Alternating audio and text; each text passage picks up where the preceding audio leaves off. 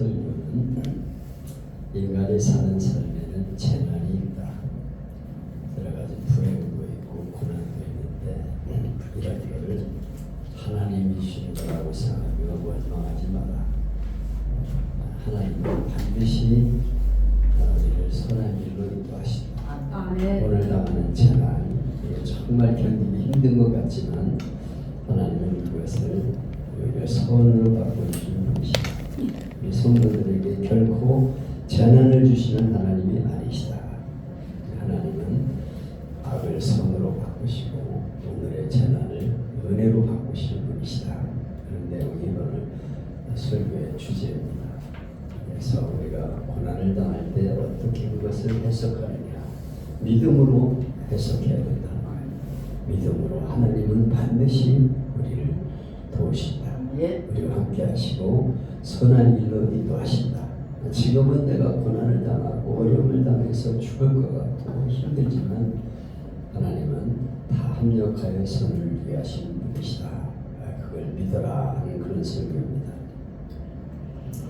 우리가 살아가는 과정에서 어려움이 반드시 따르죠.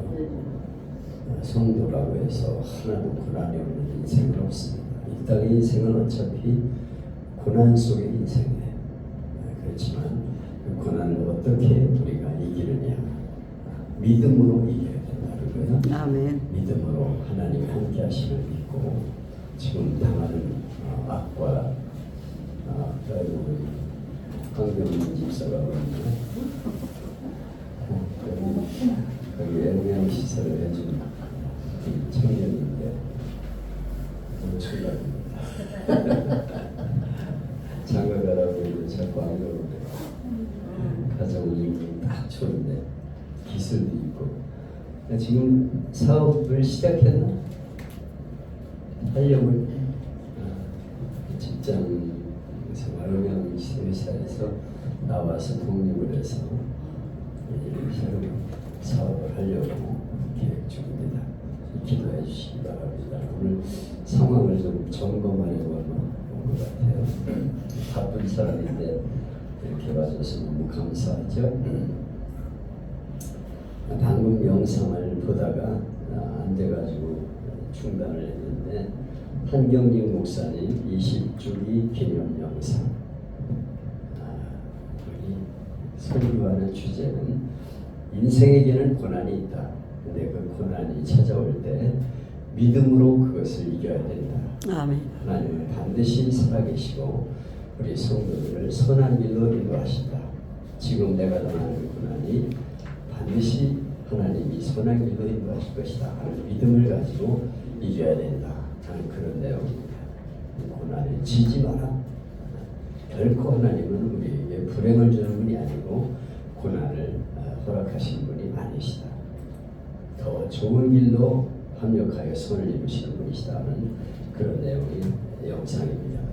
아주 웅변적인 설교를 하셨어요. 오늘의 말씀은 하나님의 명령을 계속 거부하는 바로왕에게 내린 네 번째 파리 재앙, 재앙이 여기 나옵니다.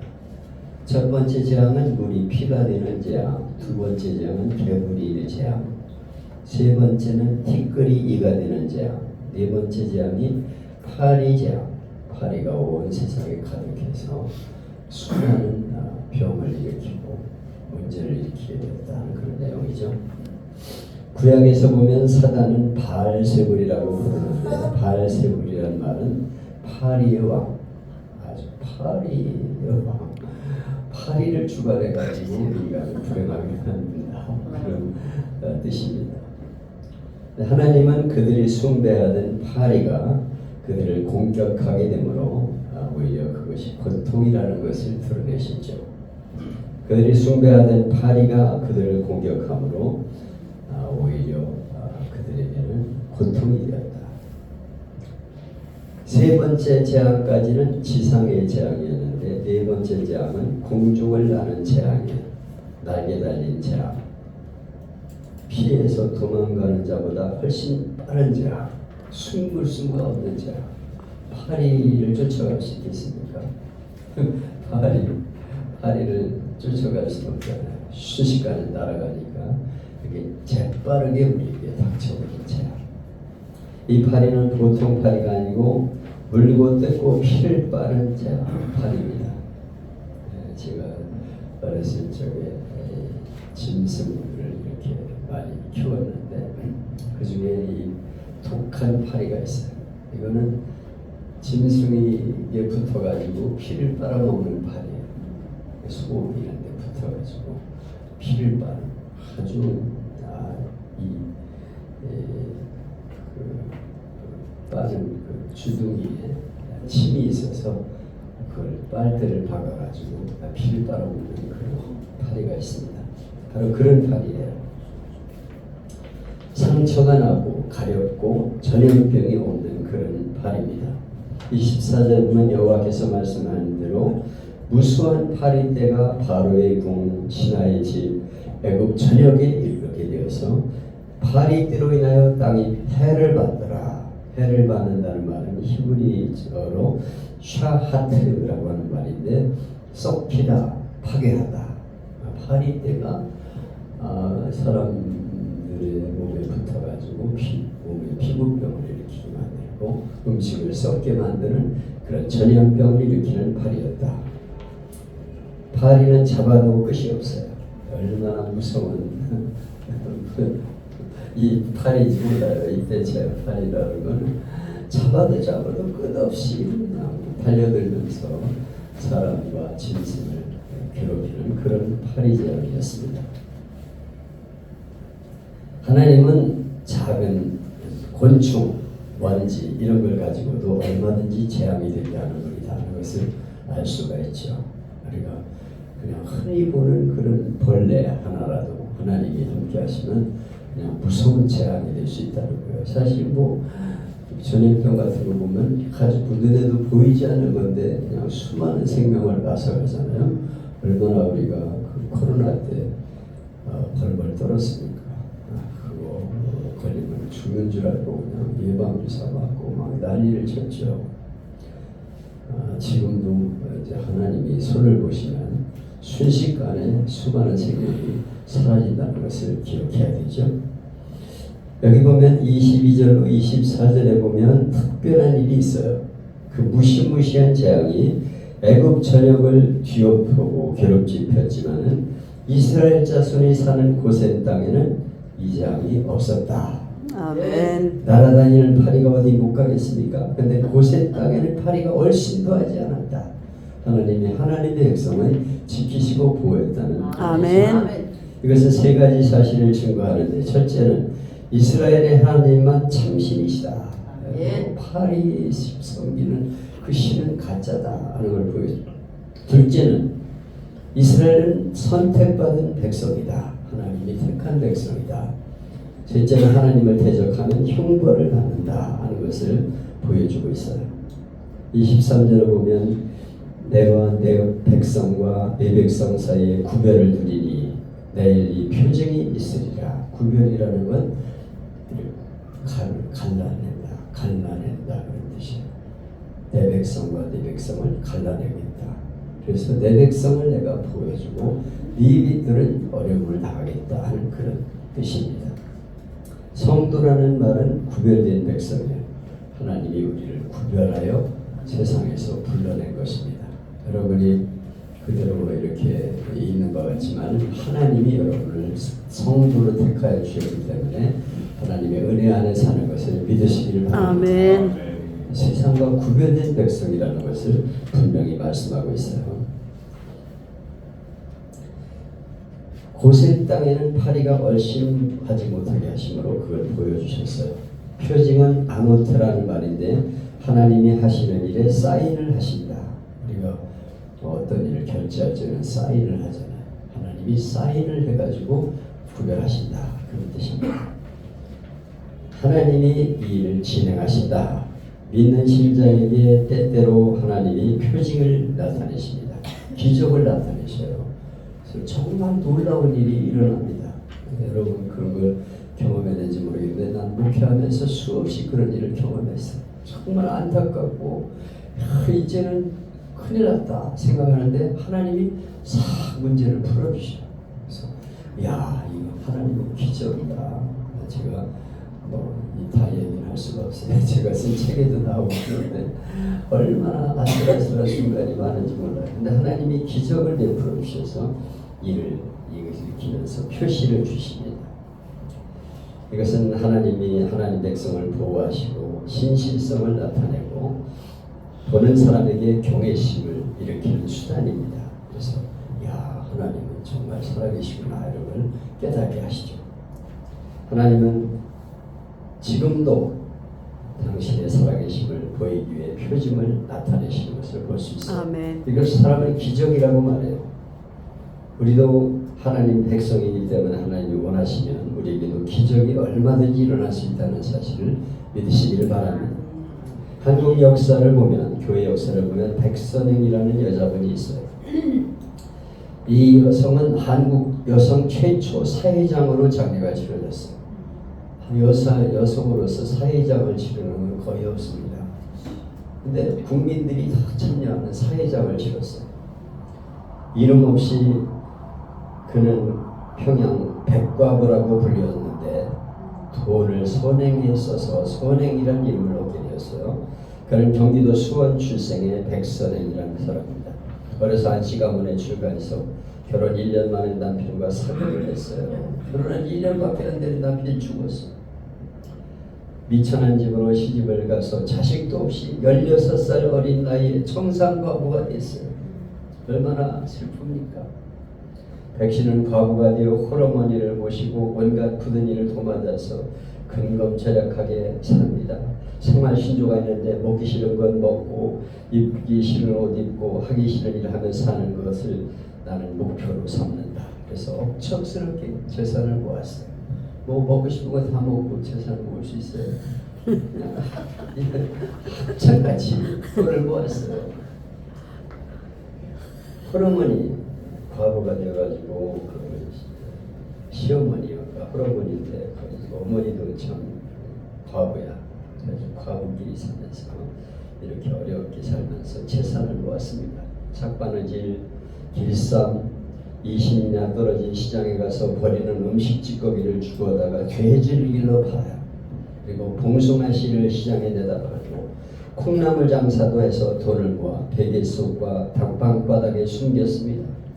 이런 백신을 사람들은 구두쇠 백과부, 악바리 백과부라고 불렀어요. 그런 사람들이 있죠. 악착 같은 아주 악바리들이 있습니다. 이야, 먹지도 않고 쓰지도 않고 저렇게 모은다. 해갑을 맞이한 백신은 이제 상당히 나이가 들었죠. 이제 10대 아가씨가 이렇게 악착같이 살면서 해갑을 맞이했어요.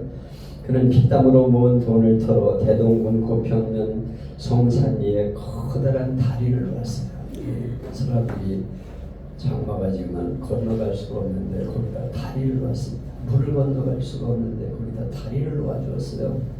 그래서 사람들은 그 백씨의 선행을 기리면서 그때부터 백과부가 아닌 백선행이라는 이름으로 불렀습니다. 백씨는 입을 것 입지 못하고 먹을 것 먹지 못하고 모은 돈으로 200냥 가지고 남편과 시어머니 산소를 대동강 일대에 만달산이라는 산을 샀어요. 당시만 해도 이웃을 믿고 살았기 때문에 그는 현장 답사도 안 하고 중개인 말만 믿고 샀는데 사기를 당한 거예요.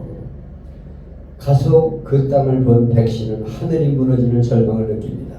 그 산은 풀 한 폭이 없는 돌산이었어요. 아니 세상에 돌산에다가 산소를 그걸 갖다가 팔아먹습니까? 이렇게 사기를 친 거예요.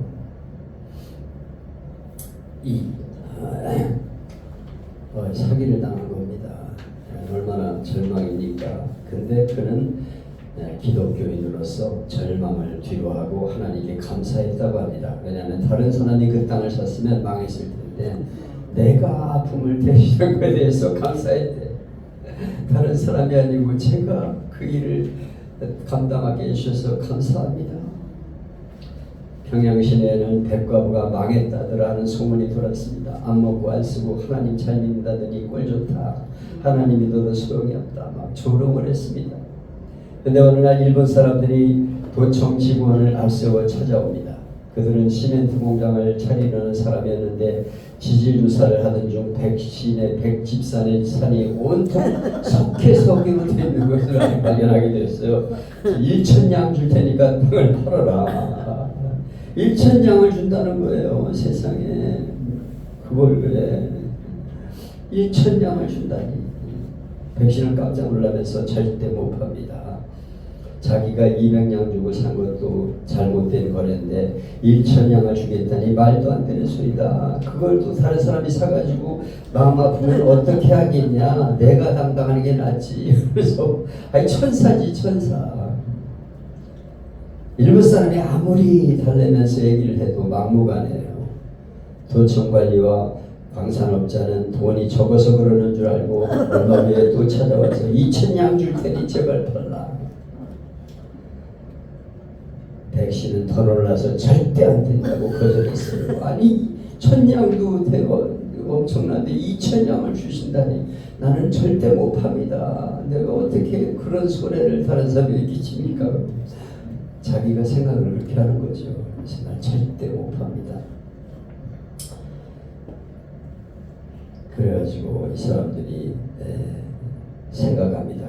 고민합니다. 우리가 처음부터 너무 싸게 불러서 이렇게 된 거야. 아무리 조선 사람이고 과부지만은 돈을 제대로 준줘야지. 그래가지고 다시 백집산을 찾아가서 그 산은 사실은 석회석으로 된 산인데 그 석회석을 캐서 시멘트를 만들면 이렇게 건물을 지을 수 있는 땅이다. 그 엄청난 그 보물이다. 그리고 조선 경제를 위해서도 이걸 사용하는 게 큰 이익이다. 막 이런 얘기를 하는 거예요. 그래서 하려고 막 설명을 했어요. 이야기를 신중하게 듣는 백집사 표정을 살피면서 결정적인 말을 합니다. 우리가 처음부터 잘못 말했습니다. 그 산은 가치가 엄청난 산입니다. 2만 드릴 테니 하십시오. 그리고 남편과 시어머니 산소를 더 좋은 산을 사서 모시도록 하세요.